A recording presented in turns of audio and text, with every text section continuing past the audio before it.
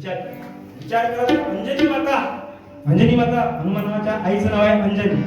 ते किती पवित्र असेल, तिची पूज किती पवित्र असेल की तिच्या पोटी हनुमानासारखा राजा जन्मणार. हे अंजनीच्या सुद्धा तुला रामाचं वरदान येतो घालून तुला